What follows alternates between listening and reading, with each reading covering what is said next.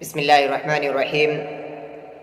عن أبي جهيم رضي الله تعالى عنه قال قال رسول الله صلى الله عليه وسلم لو يعلم المار بين يدي المصلي ماذا عليه من الإثم لكان أن يقف 40 خيرا له من أن يمر بين يديه.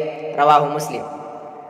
محترم ناظرین کرام، ہم اور آپ ایسے گناہ کا ارتکاب کر لیتے ہیں جس گناہ کا ارتکاب کر کے ہم اور آپ اپنے اوپر آگ کو واجب کر لیتے ہیں، اور آگ کو واجب کر لینا گویا کہ اپنے اوپر جہنم کو واجب کر لینا ہے. اور وہ گناہ ہم بازاروں میں، اپنے گھروں میں یا تنہائی میں نہیں کرتے، بلکہ وہ گناہ ہم اللہ رب العالمین کے گھر مسجد میں آ کر کرتے ہیں. وہ گناہ ہے نمازی کے آگے سے گزرنا. اللہ کے نبی صلی اللہ علیہ وسلم کی حدیث ہے لو یعلم المار بین یدی المصلی ماذا علیہ من الاسم لکان ان یقف 40 خیرا له من ان یمر بین یدی. رواہ مسلم.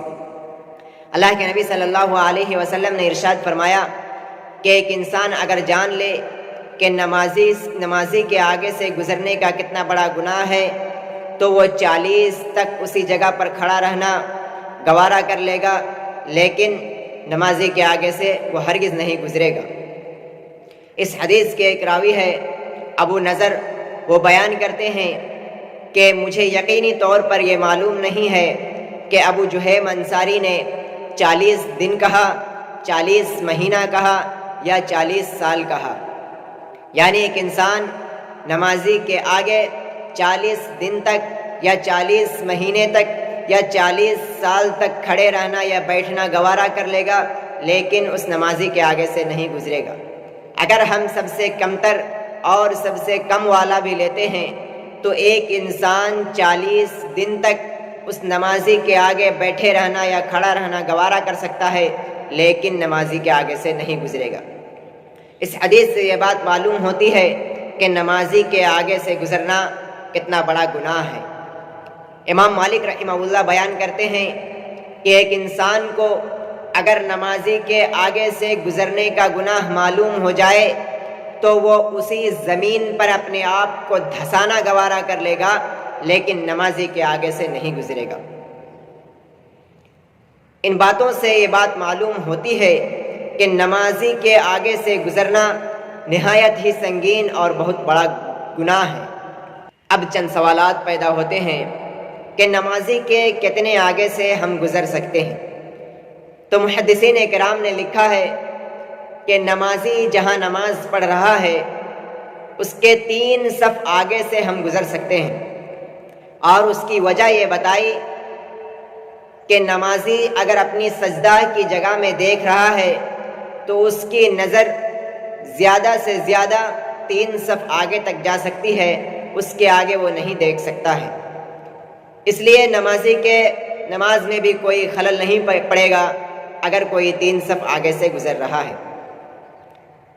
اب یہ سوال پیدا ہوتا ہے کہ اگر کوئی نمازی کے آگے سے گزر رہا ہے تو نمازی کیا کرے؟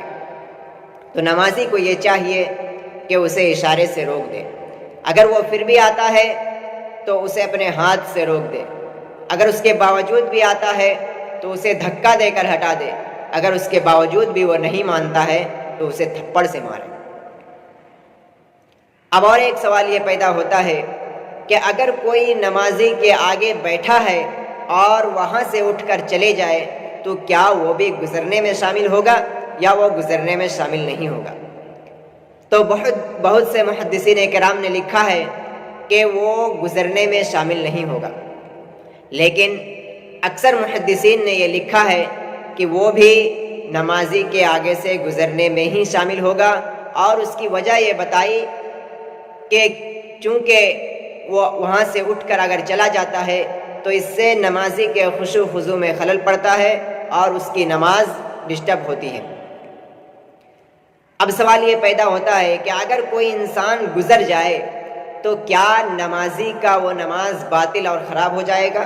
نہیں، نماز ہو جائے گی، البتہ گزرنے والا گناہگار ہو جائے گا. اب ایک نمازی کو بھی چاہیے کہ جب وہ نماز پڑھے تو اپنے آگے سترہ کو رکھ لے، اور سترہ کی مقدار کم سے کم اتنا ہو جتنا ایک اونٹ کے پالان کے پیچھے جو لکڑی رہتا ہے اس کے برابر ہونا چاہیے۔